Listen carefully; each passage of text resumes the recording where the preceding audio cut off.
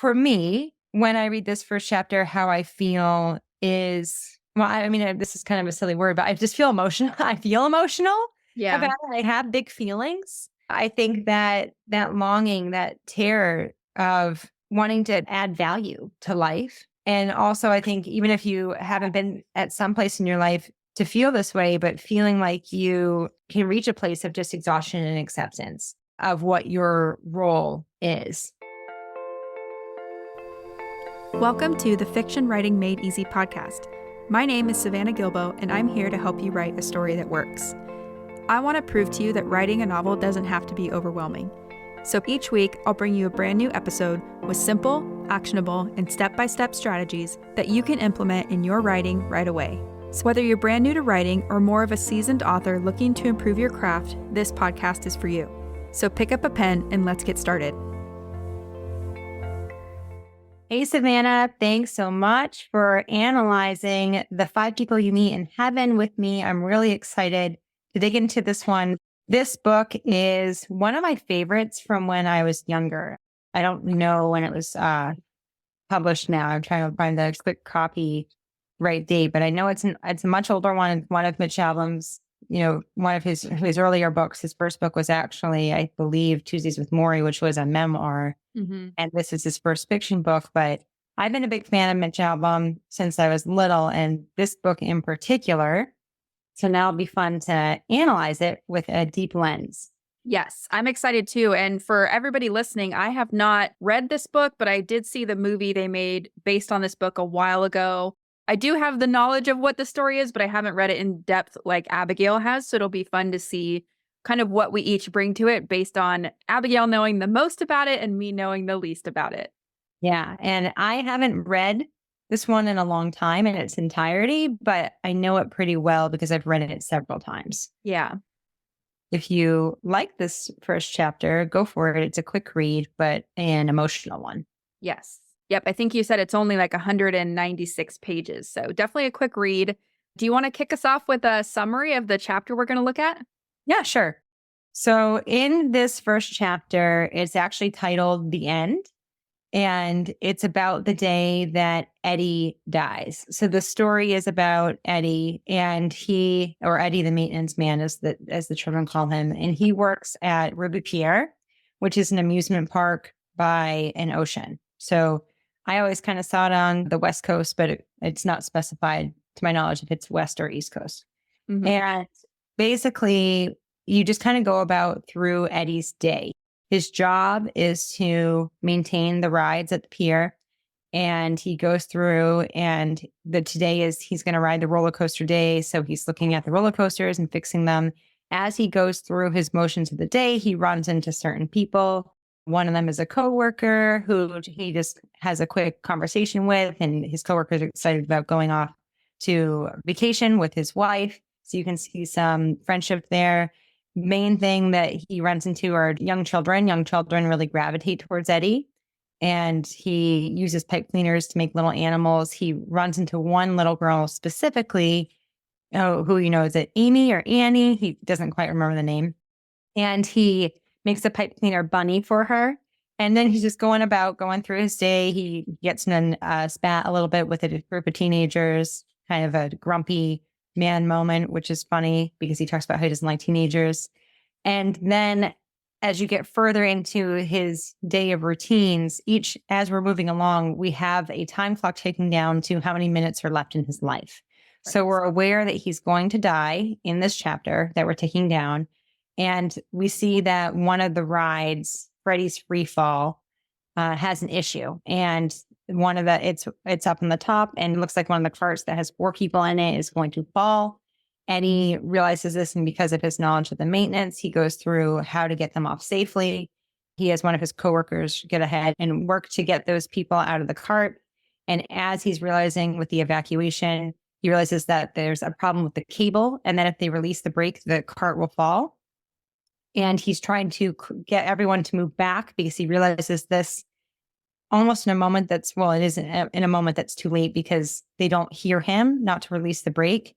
And enough people get back, but then the cart falls, and he realizes right before it falls that there's that same little girl with a pipe cleaner who's going to be crushed by the ride as it falls to the ground. So he runs forward, and he has also a limp, which is important, with a cane, and he runs forward to try to save her. And the last thing he feels are two hands in his own. And then he's crushed by the ride. Right. And that's where the chapter ends, which is really cool. There's also, I want to call out some of the lines on the first page of the Kindle version where it says, "This is a story about a man named Eddie, and it begins at the end with Eddie dying in the sun. It might seem strange to start a story with an ending, but all endings are also beginnings. We just don't know it at the time." So totally giving away what's happening, right? What's going to happen. And then it also says on my Kindle version on the first page, it also had a big new ride called Freddy's Free Fall, and this would be where Eddie would be killed in an accident that would make newspapers around the state. So like not holding anything back, which I think is really cool.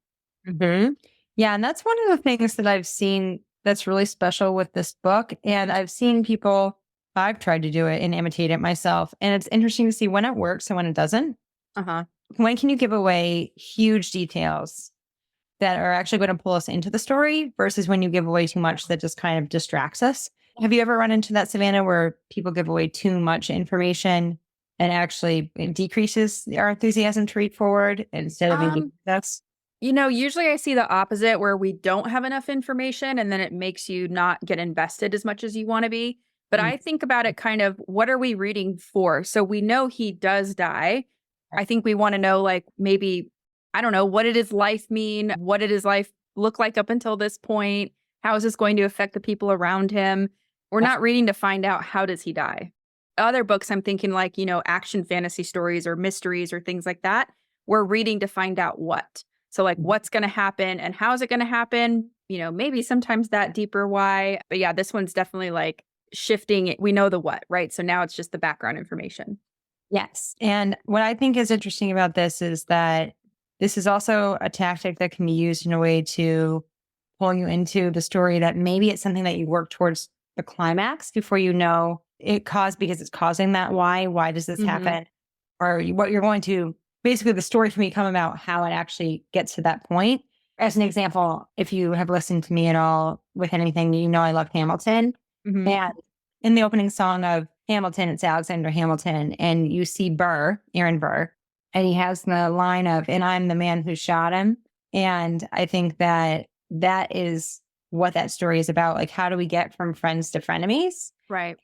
That's what you're driving towards, the climax in the story. In this, we have that big question of, how is he going to die in this chapter?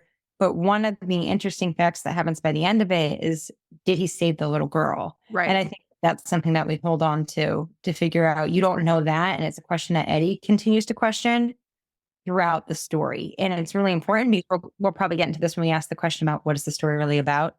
Yeah. So I won't go too much into it, but I think that is a really important factor of how we create the sense of mysticism within a huge event that, again, is the beginning of the end, but aren't all endings just beginnings. Yeah. So I think if I'm hearing what you're saying, it's about figuring out what question you want readers to read forward to, and then giving us the information to answer some of the other questions to start building that trust. Which I think that not knowing the answer to everything, like whether or not we're trying to figure out why something happened or how it happened, is why we read forward. Because if you give too much away without having those still unknowns, then there's no reason to move forward. But if you pull us in with character, what this chapter does, and then you still have one of those, why does this happen or how does this happen? That is a reason to hold on and to read forward. Right. So it's not about, does he die? It's about what happens now that he is dead, both with the girl and with those around him. But the other thing I was just thinking too is we have to think about things from the reader's perspective, obviously, because imagine if this author didn't give us the fact that he died. And so let's say the opening was still the same. It's like Eddie's at this pier. He's doing his daily job.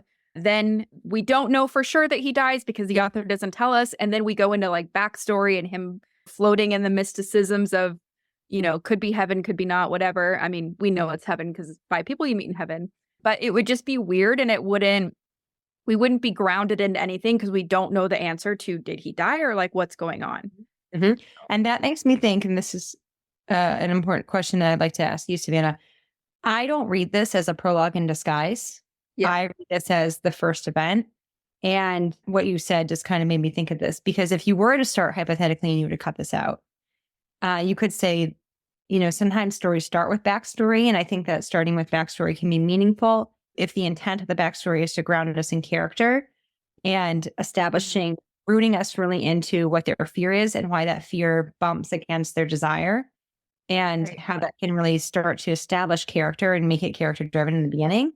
Right. And I do think this first chapter does this. I don't think it's backstory because we are seeing this as the beginning.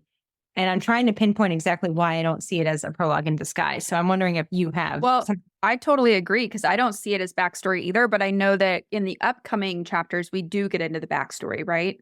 Yeah. Yep. Yeah. So I think you're right. This is like, we're in the moment with him when his story starts on the day that things change, and his change is that he dies. And then we go, through parts of his life and his current life in heaven. But I was saying earlier, imagine like if we didn't have the fact that he died. So, because I see a lot of writers trying to leave too many questions open. And then it's almost like there's so many questions that we have no idea what's going on. So like pretend that he didn't tell us that Eddie died. And then it's like, why are we getting all this backstory? Because we don't know if he died, right? But this gives us the opposite of that. We know for sure. Now we're reading to find out that why. So the backstory that's coming in the next few chapters makes a lot of sense. Exactly. Okay. So to analyze this first chapter, as we have done in our other first chapter deep dives, we'll do the 7 key first chapter questions to look at that big picture, main plot line, macro story, however you want to call it. And then we will take a deep dive into the scene structure, and we use the 5 commandments of storytelling from StoryGrid in order to do that. Mm-hmm. So what do you want to start with, Savannah? Do you want to read the questions? You want me to read the questions? Let's do the big picture questions first. And our very first one, so these come from Paula Munier's book, The Writer's Guide to Beginnings, which we are both obsessed with. And the very first question is, what kind of story is this? So what's the genre? And remember, if you've been listening to these for a while, we look at genre in 2 ways. So what's the commercial genre? Where does it sit on the shelf? What's it marketed as? And then what's the content genre? So Abigail, you want to tackle commercial first? Sure. So I would call this commercial fiction. For that commercial genre, what I think is interesting is that this story is so character driven, but I do think it reads quickly, and it is, while character driven, it's a lot about the plot that's happening to him in heaven. So it's interesting because I think that this would be marketed as commercial fiction, but I think that it's also a little bit more emotionally engaging. Not that commercial fiction is not emotionally engaging, but I think that I see a strong pull of character driven in the material. So it's almost like, for me personally, I see equal weights of character and plot, but it reads quickly and it is very plot focused as you go through heaven. So I'd probably say this is more of like a general fiction, commercial fiction area. And then I would say for content genre, this is a story that I would actually classify as probably a worldview story. So Totally. I see it dominantly as an internal story. And that's where that emotional drive, that character drive is really important. And you have life and death stakes, but those stakes are actually gone by chapter 1, right? Yeah, because we're not reading to find out if he dies. We know he's dead. Right. Yeah. So you have a lot of, why I wanted to pick this one in particular is because one of my missions in life, I think, is to figure out how to tell these internally driven stories and balance all of these important external stakes equally. Mm-hmm. And this one exemplifies that in the sense that you can tell that we have really this internal arc that is the point of the book. At the same time, we're going through a variety of external stakes as he goes through the container of meeting the 5 people. So we have this container event of, okay, we're going through and we're going to meet these 5 people. That's the hook, right? That drives the story forward. But within that, we're going to explore different types of content genres. We're going to have a war genre. We're going to have a love genre. We're going to have different types of genres that are going to challenge his perspective of, did his life have meaning? And that's where it's about worldview, his shift in worldview in the sense of, did my life have meaning? And can I now proceed into heaven with satisfaction, peace, sophistication, wisdom, whatever you want to call that? I bet that great sense of I had meaning or I did not. And that's challenged by his conversations and reliving a bit of the backstories that we learn that he's gone through in his life of, what the big moments in his life, I would say, that define how he lived and why his existence mattered. Right. And I totally agree. I think it's a worldview story. I like what you said, that there's also external stuff that's driving the story forward, because we can't just have, a character thinking to themselves about their life and there would be nothing to pull us through, right? So we want to find, as readers, the same questions that Eddie has. We want the answers to those questions. What did my life mean? Did I save the little girl? What does it all matter? And his worldview change helps us have a worldview change, which is really cool. Yeah. Yeah. Quick, I know we're going to have stakes as a different question, but that just made me the question of, did I save the little girl? I just want to say this now before I forget. I do think that is a stake to him tied to the sense of meaning. Right. Because he does not feel like his life was a meaningful life. And we get the sense of this early in the first page or two, where it talks about how he envisioned that he was going to do more with his life, but he ended up just working at the Fear like his father. And he looked down on himself for that lack of growth, I guess, in location and in role of what he did professionally and personally after the war. He got pulled away for the war and then he comes back.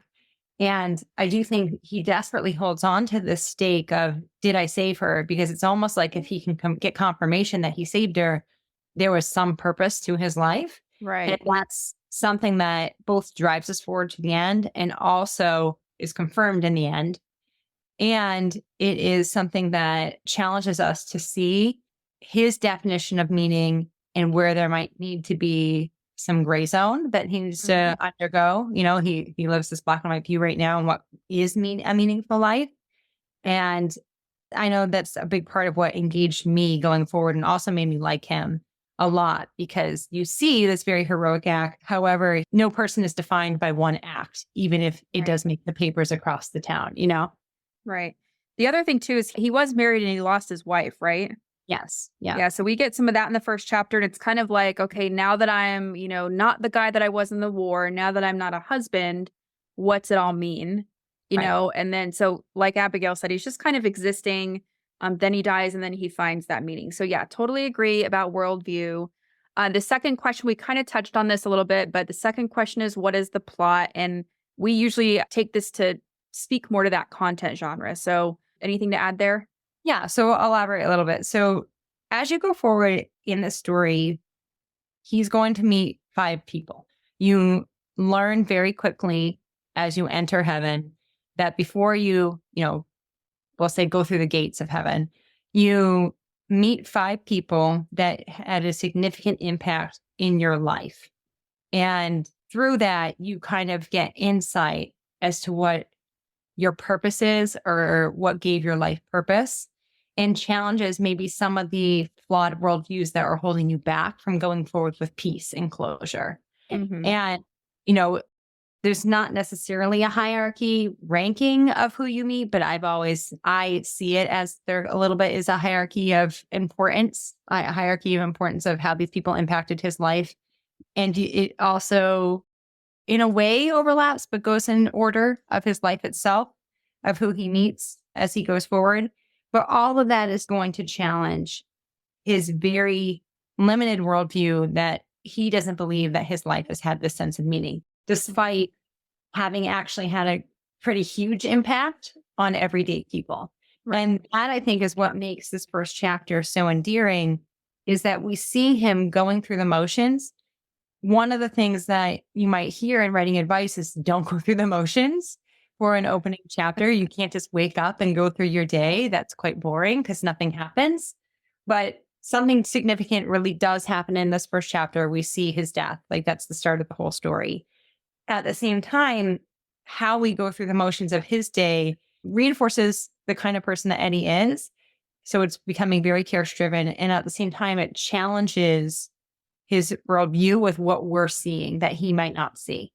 So how he interacts with children. There are little segues into his interiority that reflect on his life, like when he got in a fight and his brother being embarrassed about that. So you're kind of getting some insight of what matters to him with his relationship with his wife. I think it's Marguerite, right? Yeah. So I think that you see that there absolutely was a place of value for him. How he's kind to Dom is another interaction of these small interactions that he has by just being Eddie, and what he doesn't see as value and how that can clash with actually the value that he gives to others. The plot is about bringing that to life in an externalized way, because I think that's something that, especially when writers set out to write these internally driven novels, they had the idea, I want this to be the message, but they don't know how to actually create external conflict that manifests that change or that shift in worldview. Right. And I like what you said too about going through mundane things, because the setup in this book is that like this is how he views his life, right? He lives in this mundane world of I just repair things and I go through the motions, and at best I get a little break to look out over the ocean and things like that, or I make a kid smile. It's a great way to put us kind of in his shoes, even though, we do have a little distance with the omniscient narrator, which we can talk about in a second.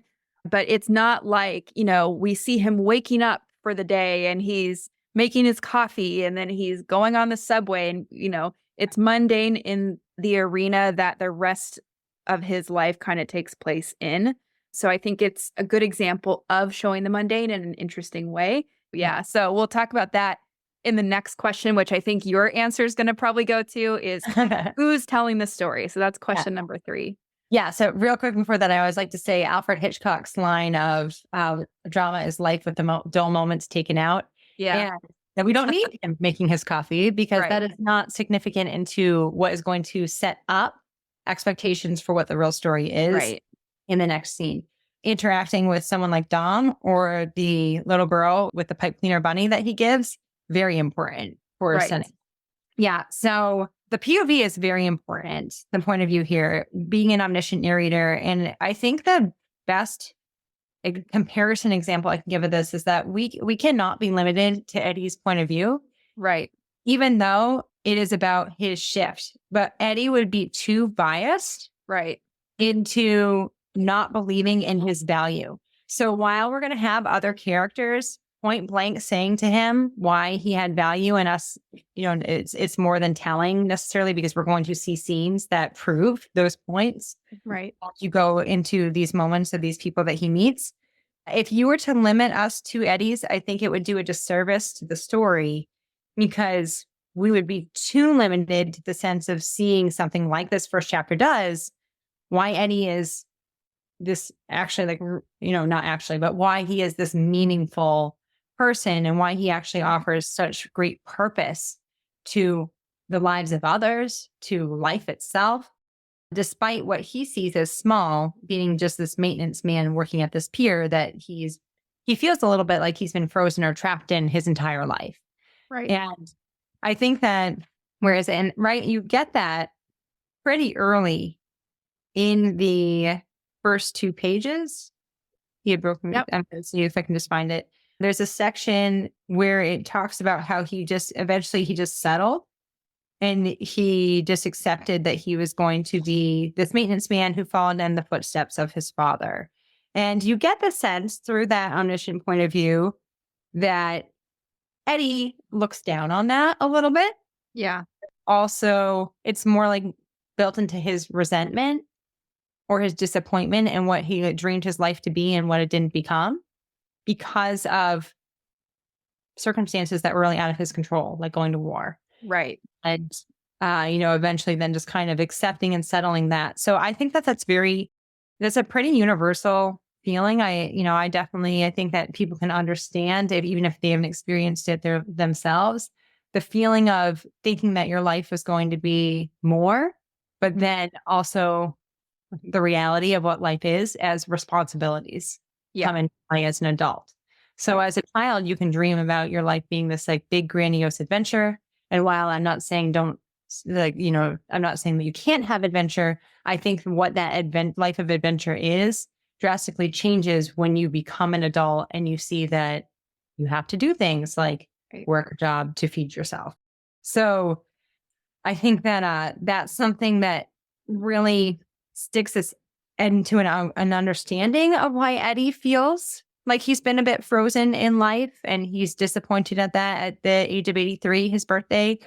But if you were to limit yourself only to Eddie, we would miss key interactions, like how the children, how we'd be focusing too much on how Eddie is reacting and how he's feeling to the children who want to go on the roller coaster ride with him, for example, versus how having a little bit of distance allows us to see that in an unbiased interaction and forces how good of a person Eddie is, even if he can't see it himself. I think that's interesting too, because there are parts in the first chapter where the omniscient narrator is telling us like how good of a repairman Eddie actually is. So although he looks down on it, there's a part where he's kind of like, I can hear the wrongness happen, or he can hear trouble, and he hears certain things in the equipment. So like he's really good at his job, and it even says like his job was maintaining the rides, which really meant keeping the people safe. So like he has an important job. He's really good at it. Like you said, the children are reacting to him in a different way. And I agree that like being in Eddie's head, he would be an unreliable narrator if we were in his head. Yeah. But the thing I want to ask you, because I know you have a lot to say about this, is we're not getting a ton of Eddie's interiority because we're in the omniscient point of view. However, there's a lot of voice. Like the opening is not neutral. Mm-hmm. So can you talk about the voice in this opening a little? Yeah, I think that there is, when you do, it's not quite interiority, but when you do get pulled into Eddie as a character, we feel his grumbliness, I'm going to call it. And it reminds me, came out before A Man Called Uva by Frederick Backman, but we have a very similar character here in that we have an innately good protagonist, but they're old and grumbly because life has, caused a lot of emotionally challenging obstacles has come into their life throughout their life. Yeah, and they've lost their meaning. Yeah, they've worn them down a bit. And like case in point, like as an example of voice, I found that paragraph. So it's on page 5 if you have the printed version, but I'm just going to read it really quick to show you this. So greasing a track, Eddie would say, required no more brains than washing a dish. So like right there's attitudes there. Required no more brains than washing a dish. The only difference as you got dirtier, you did it not cleaner. And that was the sort of work that Eddie did. Spread grease, adjusted brakes, tightened bolts, checked electrical panels. Many times he had longed to leave this place, find different work, build another kind of life. But the war came. His plans never worked out. In time, he found himself graying and wearing looser pants in a state of weary acceptance that this was who he was and who he would always be, a man with sand in his shoes in a world of mechanical laughter and grilled frankfurters. Like his father before him, like the patch in his shirt, Eddie was maintenance, the head of maintenance, or as the kids sometimes called him, the ride man at Ruby Pierre.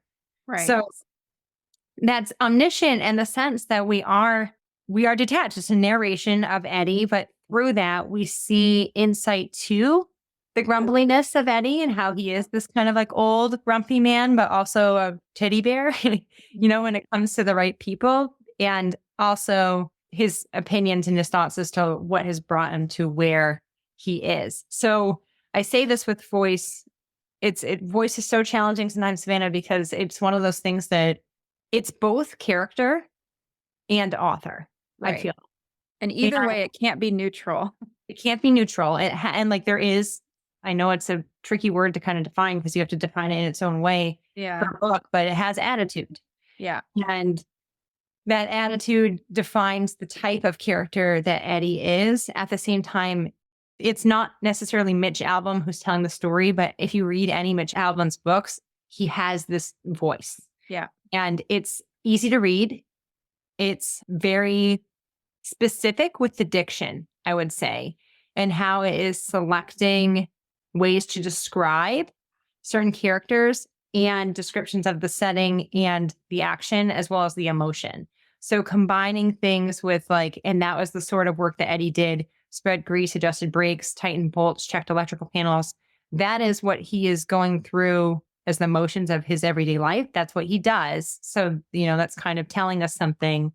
But then we get pulled into this character and why this voice matters and how you can create attitude, because many times he had longed to leave this place, find different work, build another kind of life, but the war came.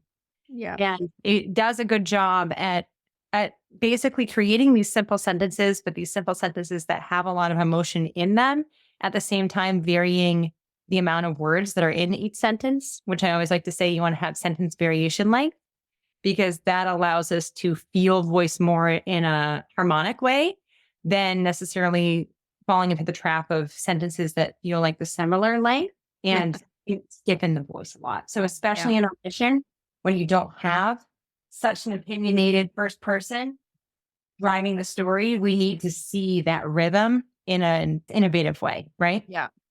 Yeah. And so this kind of leads into the next question, which is number 4, which character should we care about the most? I think it's probably pretty obvious. Yeah. We also care about the girl, I would say. Yeah, that's true. That he's going to say. Obviously, Eddie is the protagonist here. And I think what most connects us to him is how other people might perceive his purpose versus how he perceives his purpose and meaning. And that creates sympathy for him, because we see how he is, again, an innately good character. We kind of chuckle a little bit when he has that interaction with the teenagers and he whacks his cane against the roller coaster and that scares them off. And that's funny because earlier we see how children loved him just based on his appearance. It made him look like he was always smiling like a dolphin. But teenagers didn't really like him and he didn't like teenagers. And then we see that interaction, which adds to the humor of that moment. And I think that with kids, that's one of, a very save the cat moment, right? In the sense that he's also elderly. So like a couple tactics, there's Chloe.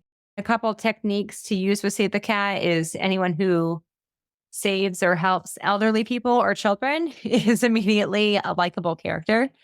And he is elderly and likes children. So the children gravitate towards him. And while he kind of grumbles with, with even this little girl who he interacts with a pipe cleaner, he turns into a bunny. You can see he's like, where are your parents? And she's like, mom's with her boyfriend. And he goes, oh, in his, no, he didn't say it out loud, but the narration shows us again, Eddie's voice through that. Yeah. So we, as an adult reader, understand how much packs into that realization of, but that little girl is just this innocent little girl who's now alone in the theme park. And is of course, intentionally placed as the one who's going to be crushed by the ride. And I think Eddie would save whoever was going to be crushed under that ride, but it adds to the type of person he is when he is so desperate to get there and save that little girl. And that really bleeds and molds into the story itself, because a huge arc in the story is going to be a mistake he made by accidentally killing a little girl in the war. Yeah. And I think if I were listening to us and you keep saying he's grumbly, I might be like, okay, how do I write a character that's not perfect and super likable in a way that people are going to relate to them? And I think a lot of what you said is the answer to that question. Like we need to see like how they're interpreting the world, which we do get, even though we're an omniscient narrator, the save the cat moment, like you talked about, and just the other people's reactions to him. So we see him, not only deal with the children and things like that, but he gives Dom some money to take his wife someplace special. And I think it's their birthday or anniversary or something, right, Abigail? Yep. So like we see that he's this very nice man, actually, no matter what he thinks of himself. So yes, he's very selfless.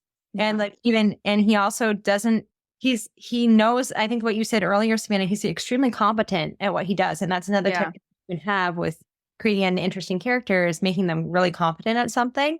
Yeah. He's competent at maintenance, but also you can tell that he is worldly.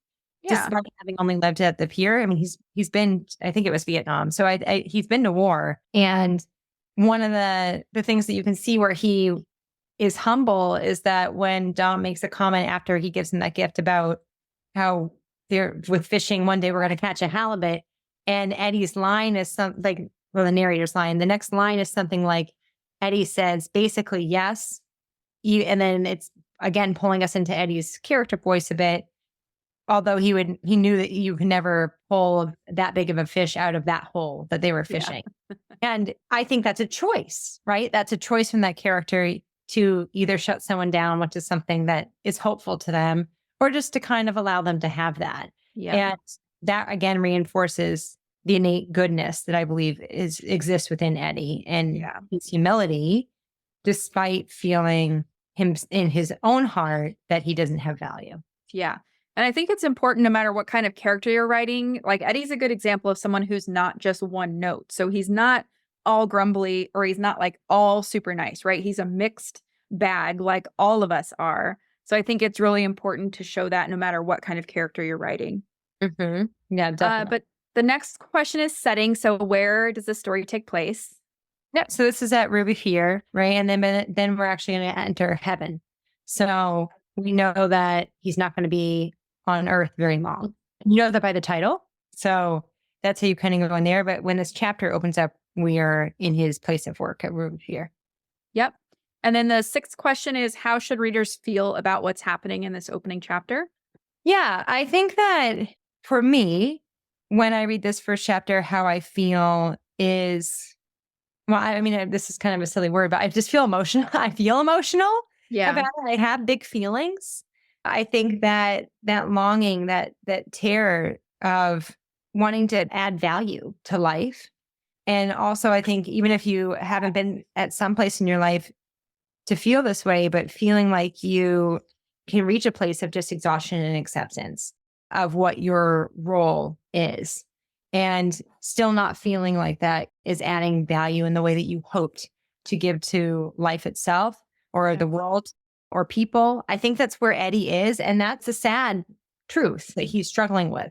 So I'm sad for him because I see from this little bit detached perspective how he already is instilling value in the world and in people's lives just by being him, but he doesn't see that. And that makes me sad. Right. So I think that's an emotion that I go to. Sympathy and empathy is definitely an emotion that I go to. I don't want him to suffer with that lack of, sense of meaning. Right. And I think that that's what you're hoping for by the end of this book, is that he can have joy and peace with who he was in his life. And I like to say, like, it's a wonderful life situation where you have a George Bailey and they are a good person and they've done a lot, but they feel small. Yeah. And I think that not everyone who feels small gets the opportunity to see just how important they are. And that importance doesn't even have to be to a massive amount of people. It could be to one person, but it could be a life-changing experience. And we don't get to see that. We don't get to see our ripple effects all the time. Most of us won't get to see our ripple effects in as large of a way as they can be. So I think it is a book that ends us with hope and a great sense of meaning, but we feel sadness and stasis, really, right? Yeah. And not even, it's like your exhaustion. I think it's a word that I'm going to put myself into Eddie. It's just kind of like acceptance. Right. Acceptance in a way that's like, this is just what it is. Yeah. And I think based on if we were crafting a story like this and we know the ending's kind of coming with that hope, we need to show the opposite, right? To show that arc of change. So it sets us up to have that emotional payoff at the end. But I also feel sad. Like when I read the question, I was like, yep, the first word that comes to mind is sad. I feel a little worried, I guess. Like I read about it and I'm like, gosh, I hope that doesn't happen to me. We've all had moments like that, but I don't want to be 83 and feeling like Eddie. So I feel curious about what actually did happen, because we know that he dies, but we don't know about the girl. We just know that they clasp hands. We don't really know anything else. Did anyone survive? Things like that. So, and I do think you feel fear during that as well. So you feel fear when the dread, goes haywire. Yeah. And so then stakes is the next question. And we want to ask, why should readers care what happens next? Why should we read into the next chapter? This is a really interesting question for this first chapter, because the main stakes, it feels in this first chapter, are life and death, but they're not the only stakes. Like the internal stakes and the external stakes for what is really at risk here and what happens in this actual chapter are equally weighted, I would say. Yeah. Because you have life and death stakes in this first chapter. We also know that he's going to die. It is the catalyst for the story. So you're dealing with life or death on the physical landscape. And then you have these psychological stakes, this lack of sense of meaning. And I think you don't really see it until necessarily he starts really getting into the other characters, but you can see how in the moment that he's saving that little girl or, attempting to save that little girl, he probably in his heart of hearts, if he was honest with himself, you wouldn't be risking your life unless you're hoping that that's going to be successful. And like he wants to save her. He doesn't know if he saves her or not. Whether or not he saved her or not doesn't mean that he would change his attempt, right? Mm-hmm. So I don't think he's going in there with like, I'm going to be the hero type of attitude. He does it is instinct. But at the same time, I do think as we get into heaven, he desperately asks at the very end of every conversation with each person, did I save the little girl? And I think because he's genuinely concerned for that little girl's life.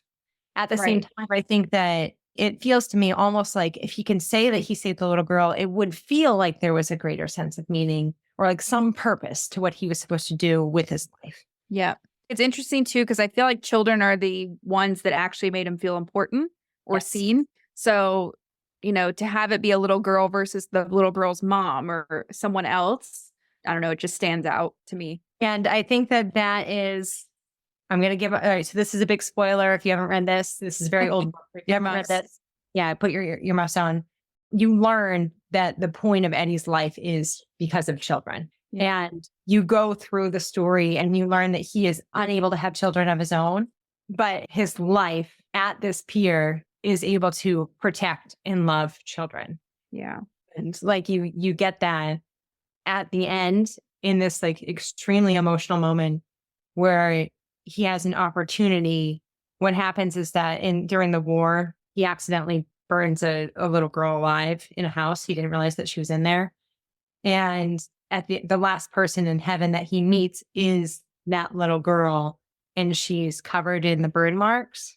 And he's able to take a stone and rub the burn marks off. Mm. And she's the one who tells them your purpose. Wow. For children. And it's like, I'm like almost crying now. So it's very emotional for me. You can tell, like, obviously I don't know. It's like to go through a life, to imagine going through your life, feeling like you had no purpose, and to finally like to see the bigger picture of it.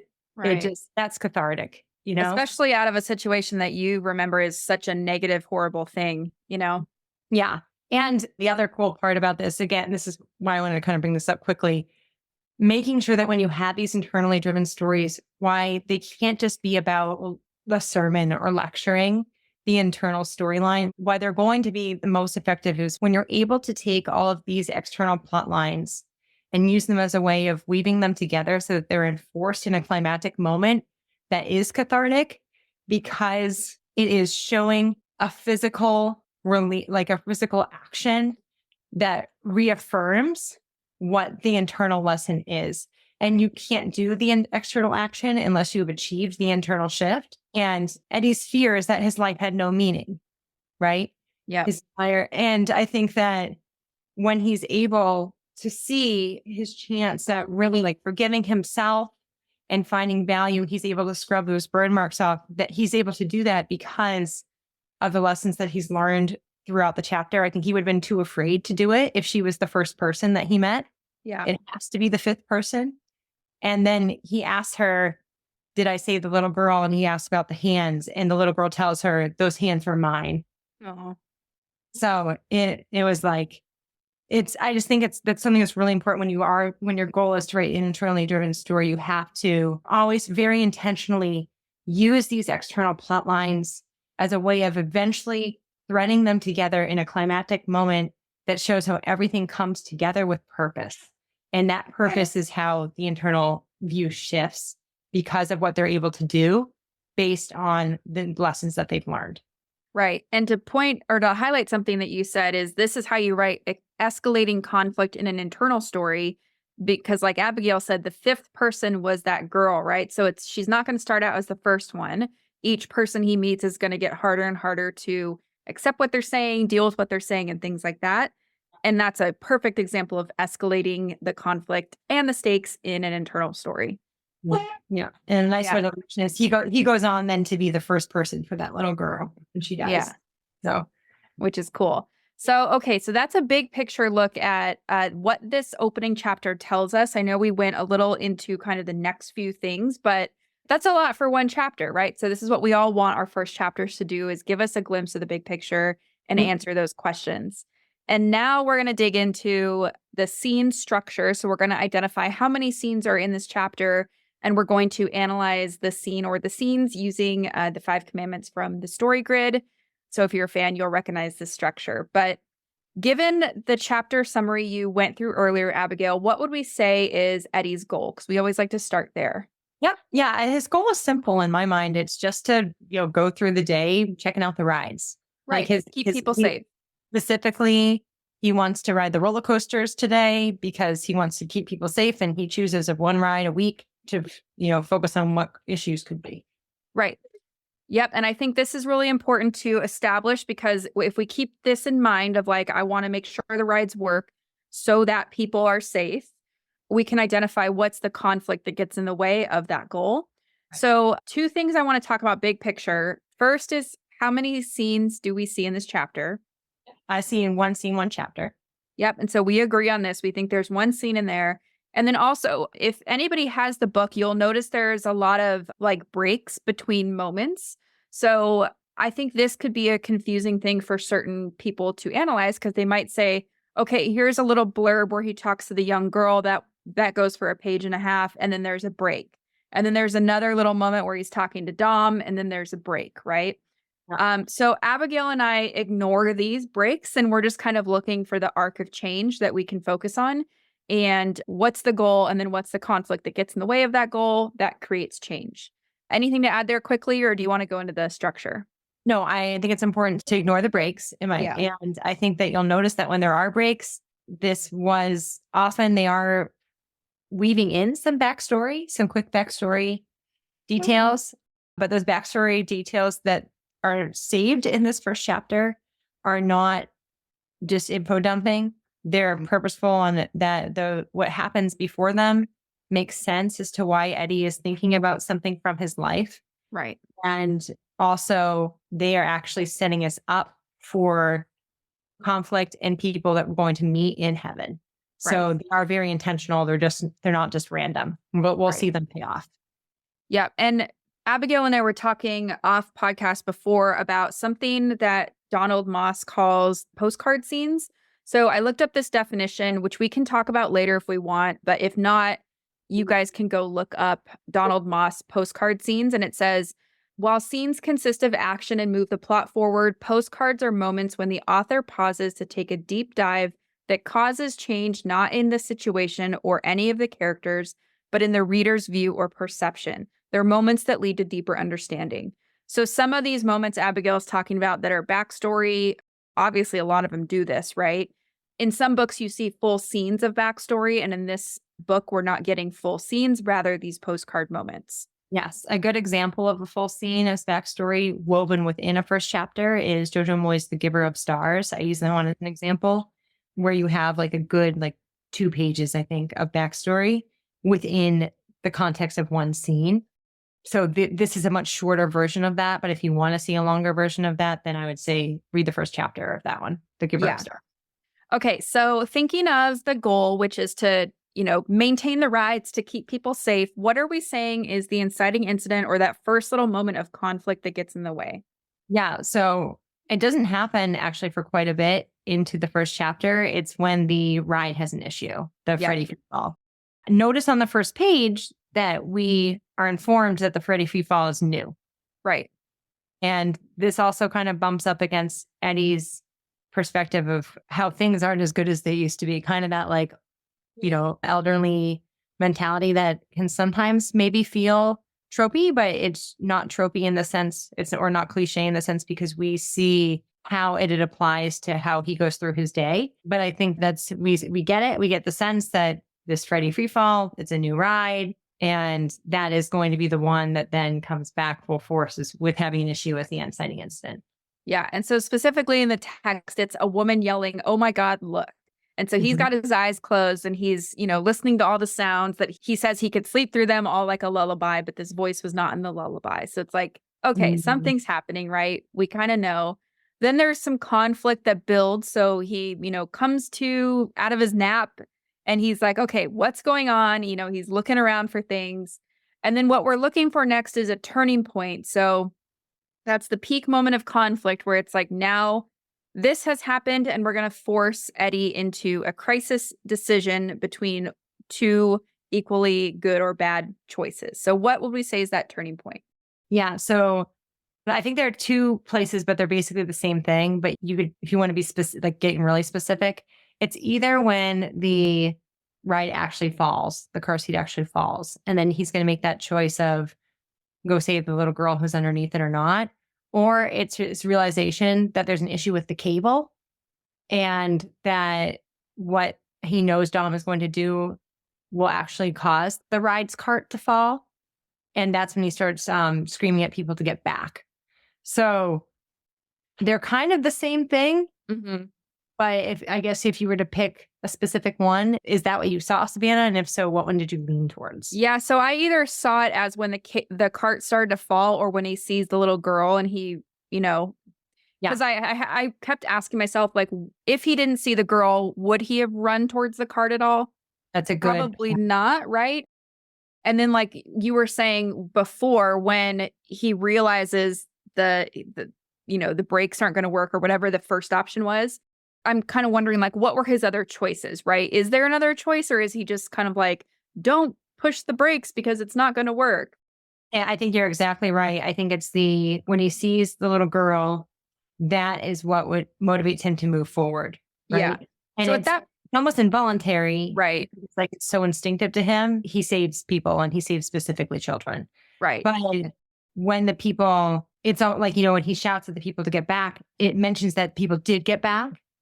So if the cart's just going to fall, who cares about the ride? If the part's going to fall and crush the little girl, that's a different story. Right. Well, and it's interesting because it actually happens. I'm just looking at the page now. It's like he sees the little girl and he's like, Amy, Annie, don't know who. His eyes shot from her to the carts. Did he have time? Her to the carts. And then it says, whump, too late. The carts were dropping. So actually the carts drop after that. Right. But it's all like the same moment, right? It's like do something or do nothing. A really good example of like how that action is reinforcing the internal struggle, right? Which is the crisis.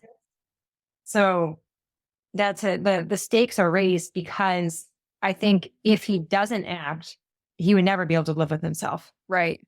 Yeah. So it's like not literally dying, but his psyche and his heart will be ripped out of his chest if this little girl dies, or he's going to risk death, literal death. Right. So that's like his choice. We don't spend a ton of time with him going, should I do this or should I not? Because there's just not time. But, he's consciously saying, like, she doesn't have time to escape. What am I going to do, kind of thing. So that's the crisis. And then the climax, we know this is like what action they take. So his action is he goes to the little girl. We know they clasp hands. And the resolution, I think, comes probably in the next chapter. Yeah. So the resolution, I would just say, is he dies. Yeah. I think the resolution is he dies, and that the other little girl that we'll get to learn pulls him to heaven. So the next chapter is the journey, which, like you're saying, is that could really be the resolution if you were to combine it with this first chapter, if you wanted to, because it doesn't really have a decision in that. It's more like his wonderings about where he is and what has happened, and did he save the little girl? So it's very quick. So you could call that resolution. Yeah. So, but I like what you're saying. Like, the result of all of this is that he dies, which we were told in the very beginning, right? So now that we've kind of identified the structure, we can look at, okay, what's changed and how do we feel about the arc of change? And the most obvious one is that he went from alive to dead, right? But there's obviously a lot going on underneath that too. Right. So, I mean, he took action. Obviously, he thinks life in general has some meaning, maybe just not his. Maybe children, are worth protecting. We know he thinks that. We know that's part of his arc. So we see that enforced in the beginning. But yeah, I think that's a change. It's a great example of how when you have life or death on the page, it's very difficult to not see that as a value shift, because it is a value shift, right? We go from life to death, and usually you can pinpoint. I guess I'm just generalizing here, but I think that it's easier. Sometimes it can be easier to pinpoint the external shift, but if this is a worldview story, you can absolutely argue why this moment impacts the big picture.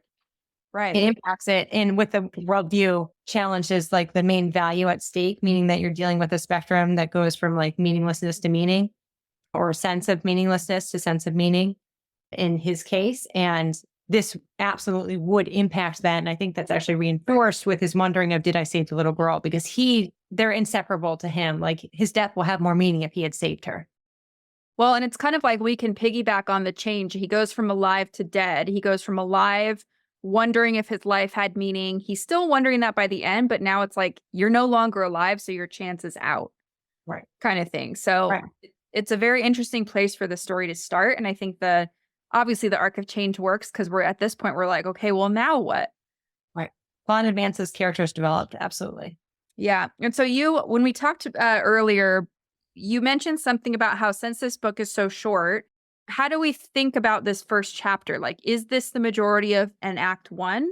And we did some quick math, which I'll just quickly say before you add your 2 cents. Okay, we did some quick math because I like to see percentages. And so what we came up with was the end of this chapter represents about 8.5% of the total book. And usually we see that beginnings are somewhere around 25%. So it's interesting because if it's not the total beginning, is it the inciting incident? There's so many questions we could ask, but go ahead, Abigail. Yeah, this is where I think I'd have to read the whole book again in order to say this confidently, but it does feel like the first chapter is a large chunk of the beginning, right? Large chunk of Act 1. It's absolutely the catalyst of the story. Right. So that's unquestionable to mine. Your inciting incident has happened by the end of this chapter. Yep. I don't know quite where I think his point, this is where I'd have to read it again. I don't know quite where I think his point of no return decision is, which I used to define when we shift from beginning to middle or Act 1 to Act 2, because he's going to go into heaven and he doesn't seem to really have much choice on meeting these people. Right. So I don't know because I haven't read the book, but it would be an interesting case study to look at. Yeah, I mean, I do think that your point of no return, you can either be forced into it or you can make that choice. Right. This might be more of a case of you are dead. So this is what's happening now. Right. But do we start with the middle as the first person that he meets, or is there a shift somewhere after that? I'm not quite sure. I'm having visions of me years ago looking at this and asking the same question randomly and wondering when I did the math, if it's after the blue man, who's the first man that he meets, first person he meets, if that's like technically where we think he goes into acts in the middle. But yeah, it's a large part of it, Yeah, it's interesting to think about because, not that everything has to go according to the percentages we see out there on the internet, but it's just something, if we were to write a story like this, these are good questions to ask just to think about. So we don't have an answer, but it's a question that we are pondering and we'll give it to you guys to ponder. Yeah, I think it's good to ask it regardless. Yeah, so I think this was a fun opening to study. It's definitely different than a lot of current commercial books, which is cool. Any parting thoughts, Abigail? Just that I love this story. If you want a quick read, I do think I just reinforce, I think it's a great example if you want to write an internally driven story of how, hey, go read it, take a deep dive and really pay attention to what you think are external stakes in the story as he meets the people, because we know that life and death is not really a stake because he is dead already, but there are life and death stakes sometimes that can exist in the page based on how the backstory moments through less of a post-it and more of an experience of how it's written play out. But a great example to see how you can take a variety of external stakes or external plot lines and use them as a way to thread a really cathartic moment in the climax that ultimately is empowered by the internal shift. Yeah, I agree. Definitely worth studying if you're writing something like this or something internal. But yeah, I think this was a really fun one to do. So thanks for doing it with me, Abigail. Of course. Always happy to be here with you, Savannah. Thanks so much. So that's it for today's episode. As always, thank you so much for tuning in and for showing your support. If you want to check out any of the links I mentioned in this episode, you can find them in the show notes listed in the description of each episode inside your podcast player or at savannahgilbo.com/podcast. If you're an Apple user, I'd really appreciate it if you took a few seconds to leave a rating and a review. Your ratings and reviews tell Apple that this is a podcast that's worth listening to. And in turn, your reviews will help this podcast get in front of more fiction writers just like you. And while you're there, go ahead and hit that follow button because there's going to be another brand new episode next week full of actionable tips, tools, and strategies to help you become a better writer. So I'll see you next week, and until then, happy writing.